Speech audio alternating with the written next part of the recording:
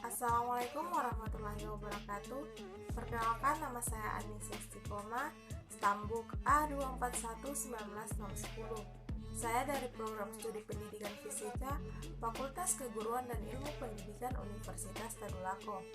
Pada video kali ini, saya akan menjelaskan sedikit tentang percobaan 4 osilator.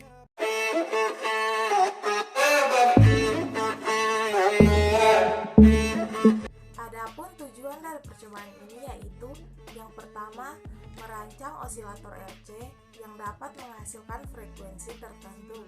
Yang kedua, memahami prinsip kerja osilator LC. Yang ketiga, merancang dan menggunakan osilator relaksasi.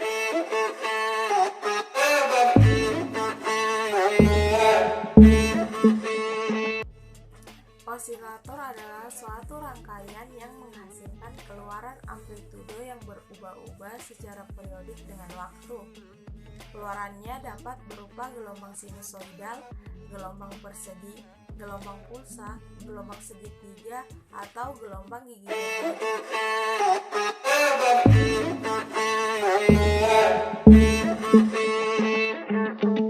Adapun prinsip kerja dari osilator yaitu pada saat penguat diberikan arus listrik, maka akan terjadi desah kecil.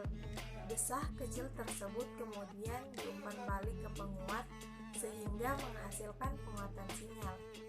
Jika keluaran penguat sefasa dengan sinyal yang diumpan balik tersebut, maka osilasi akan terjadi.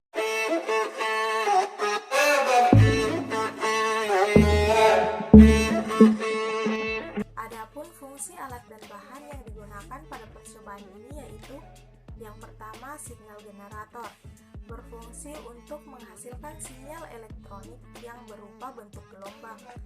Yang kedua, osiloskop, berfungsi untuk memproyeksikan sinyal listrik. Yang ketiga, catu daya DC, berfungsi sebagai sumber energi listrik. Yang keempat, multimeter, berfungsi untuk mengukur tegangan, resistansi, dan arus listrik. Yang kelima, ampermeter, berfungsi untuk mengukur arus bolak-balik. Yang keenam, IC 741, berfungsi sebagai gerbang logika. Yang ketujuh, resistor, berfungsi untuk menghambat atau mengatur arus listrik dalam rangkaian. Yang kedelapan, hambatan geser, berfungsi untuk menghambat arus listrik. Yang kesembilan, transistor, berfungsi sebagai penguat. Yang ke-10, kapasitor, berfungsi untuk menyimpan muatan listrik sementara. Yang ke-11, loudspeaker, berfungsi untuk mengubah bentuk gelombang listrik menjadi getaran. Yang ke-12, transformator, berfungsi untuk menukar tegangan arus. Yang ke-13, breadboard, berfungsi untuk meletakkan komponen sehingga menjadi suatu rangkaian. Yang ke-14, saklar, berfungsi untuk memutuskan atau menghubungkan aliran listrik. Yang ke-15, kabel penghubung, berfungsi untuk menghubungkan berbagai komponen elektronik.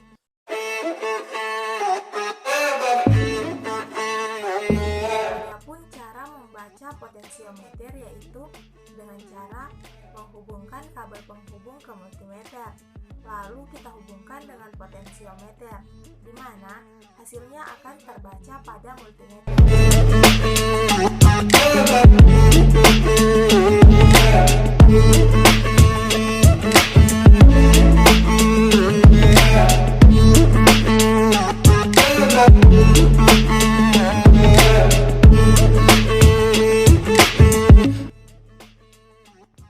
Berikut ini adalah gambar dari transistor 3 kaki, di mana kaki yang pertama yaitu emitor berfungsi untuk menghasilkan elektron atau muatan negatif. Kaki kedua yaitu kolektor berfungsi sebagai saluran bagi muatan negatif untuk keluar dari dalam transistor.